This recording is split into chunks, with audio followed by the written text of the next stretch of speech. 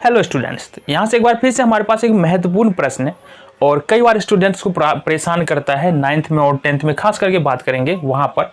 अब ये जो प्रश्न है क्या है, गुणनखंड। बहुत सारी जगहों पर गुणनखंड की ज़रूरत होती है। अगर 9th और 10th के मैथ में हम बात करें और आगे भी जाएंगे तो ज़रूरत पड़ेगा।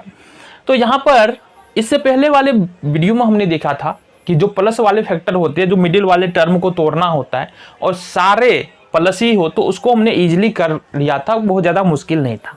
लेकिन अब जो हमारे पास प्रश्न है, यहाँ पर एक माइनस हमने यहाँ पर रखा है। यहाँ पर देखो -5 है, -9, ठीक है। इस तरह के प्रश्नों को कैसे सॉल्व करते हैं, देखो कुछ रूल्स तो वही रहेगा जो हमने बात किया था।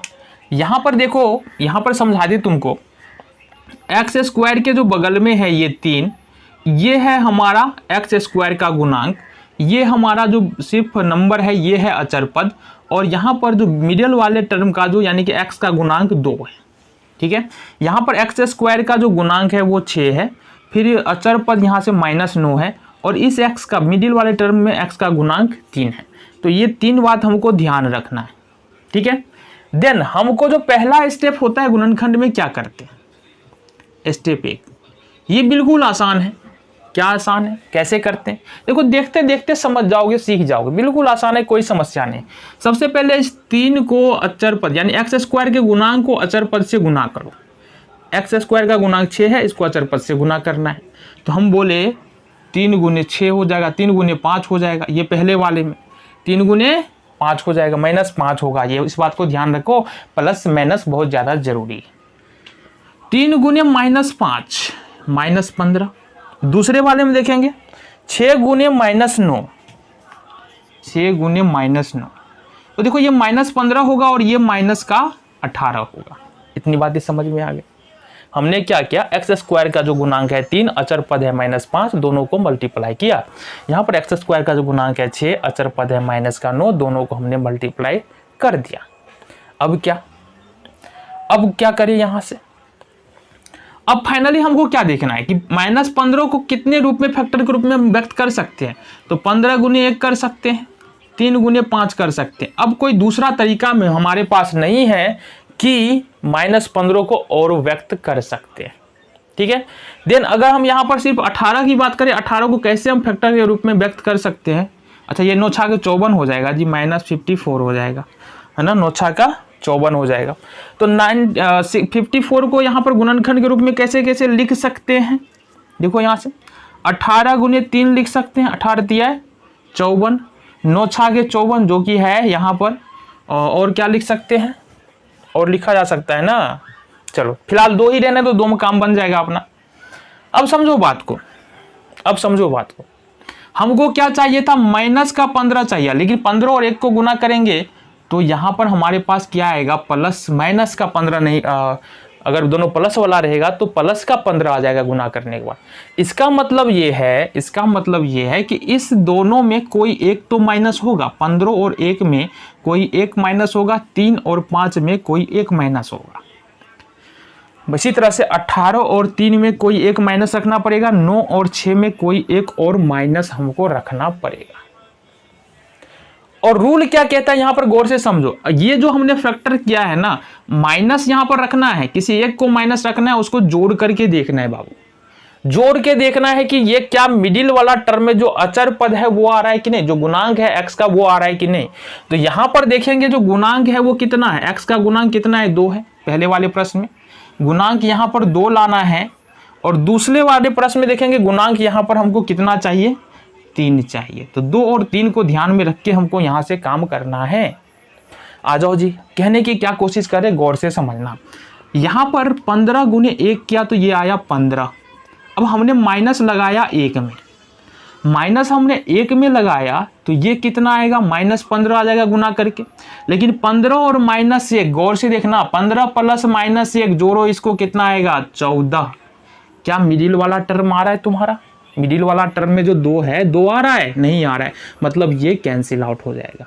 इसका उल्टा हम करके भी नहीं देखेंगे। क्यों नहीं देखेंगे, क्योंकि यहाँ पर देखो, अगर हम -15 और +1 करते हैं तो सिर्फ यहाँ पर -14 आएगा, तो इसका उल्टा क्यों करना है। दूसरा जो है हमारे पास 3 × 5 है, क्या है, 3 गुने 5 है। तो सबसे पहले अपन क्या करते हैं कि 3 और यहाँ पर 5 या 15 तो हो जाएगा कि दोनों में से किसी एक में माइनस लगाना है, तो किस में लगाए। मान लो सपोज हमने माइनस लगा दिया 5 में, 3 प्लस माइनस 5। अब ये गुना करेंगे, इसको अगर 3 और माइनस 5 को गुना करते हैं तो 15 आता है, और इस दोनों को जोड़ेंगे तो माइनस 5 में 3 हटा तो माइनस का 2 आ रहा है। तो माइनस का 2 तो नहीं चाहिए था हमको, माइनस का 2 तो नहीं चाहिए था। तो यहाँ पर करना क्या है, -3 लगाना है और इसको जोड़ना है 5 के साथ। अब 5 में से अगर -3 घटाएंगे तो कितना आएगा, 2, जो कि हमारा ये वाला 2 आ रहा है। देन 5 और 3 को मल्टीप्लाई भी करें तो माइनस का 15 आ जाएगा। ये जो हमने ये निकाला है मल्टीप्लाई करके -3 प्लस 5, इसको कैसे लिखना है, इस फॉर्म में -3x और प्लस में 5x, इसको इस प्रकार से लिखना है।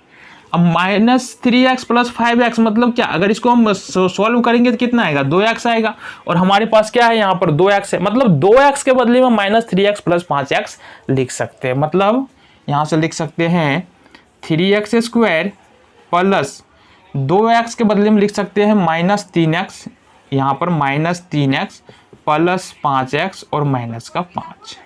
क्लियर है, यहाँ तक क्लियर है। दूसरे वाले में आ जाओ, बात करते हैं।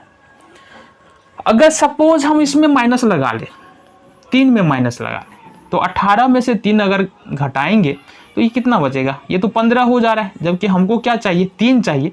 सपोज मान लो हम यहाँ पर 9 में माइनस लगा रहे हैं, दूसरे वाले में आ जाते हैं, 9 में माइनस लगा रहे हैं, तो ये 9 में से 6 घटा देंगे तो -3 होगा, लेकिन हमको तो प्लस में 3 चाहिए।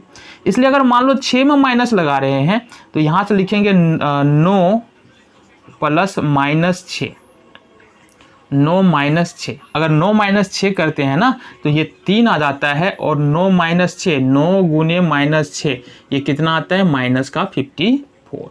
तो माइनस का 54 तो चाहिए था हमको मल्टीप्लाई करके। अब आ जाओ 9 और -6, ये आ गया ना, इसको क्या करना है, 9x और माइनस में 6x, इसको इस प्रकार से हमको क्या करना है, लिख लेना है।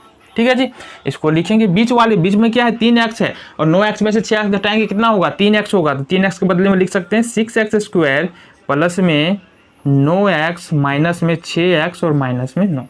ये हो गया। देन इसके बाद क्या करेंगे, इसके बाद क्या करेंगे, इसके बाद में हमने क्या बताया था कि अगर मान लो हमारे पास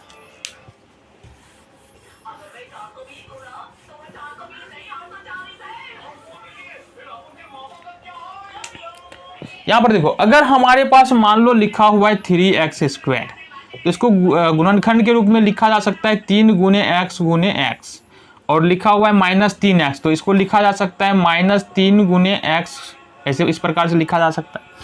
इसी तरह से यहाँ पर क्या करना है, 2 टर्म का क्या करना है, एक साथ कर लेना है। यहाँ भी दोनों टर्म को क्या करना है, एक साथ यहाँ से कर लेंगे।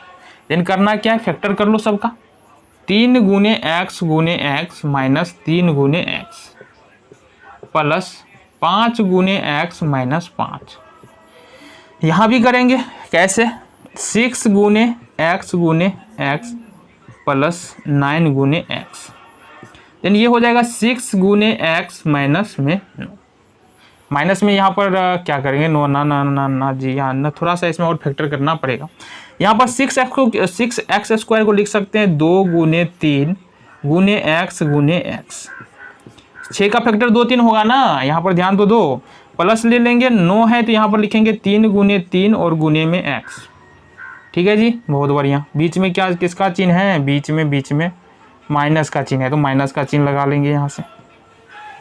चलो यहाँ जगह 6 को लिख देंगे 2 गुने 3 और गुने x, और -9 को लिखेंगे 3 गुने 3। ये हो गया तुम्हारा।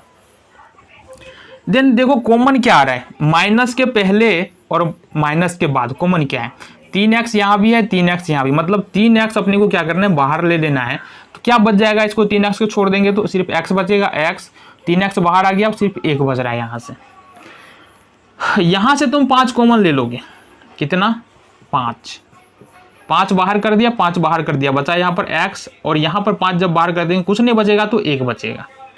देन x माइनस 1 दोनों x माइनस 1 के बदले में x माइनस 1 लिखेंगे, यहाँ पर आ जाएगा 3x प्लस में 5। ये तुम्हारा हो गया फैक्टर। ठीक है, दूसरे वाले को देखें, यहाँ पर देखेंगे 2 है 3 है x है, यहाँ पर 3 है x है, यानी कि एक 3 और एक एक्स, एक 3 और एक एक्स कॉमन आ जाएगा, 3x कॉमन आ जाएगा, बच जाएगा हमारा 2 और x। तो देखना यहाँ से 2x यहाँ से कॉमन आ जाएगा। प्लस में यहाँ पर देखो क्या बच रहा है, 3 बच रहा है सिर्फ, तो 3 लिख लेंगे। माइनस का यहाँ से देखेंगे 2 गुने 3 गुने एक्स है, 3 गुने 3 है, मतलब सिर्फ 3 यहाँ से कॉमन ले सकते हैं हम, तो 3 कॉमन ले लेंगे। ठीक है जी, 3 कॉमन लिया हमने तो कितना बच गया, ये बच जाएगा 2x और यहाँ से अच्छा माइनस कितना कॉमन लिया हमने, माइनस का कॉमन लिया हमने 3, तो यहाँ 2x और प्लस में बच जाएगा 3। ठीक है, चलो बहुत बढ़िया। ये हो जाएगा हमारे पास 2x प्लस 3 यहाँ भी है, 2x प्लस 3 यहाँ भी है, 2x प्लस 3 हो जाएगा, देन ये हो जाएगा 3x माइनस का 3। ये तुम्हारा हो गया फैक्टर।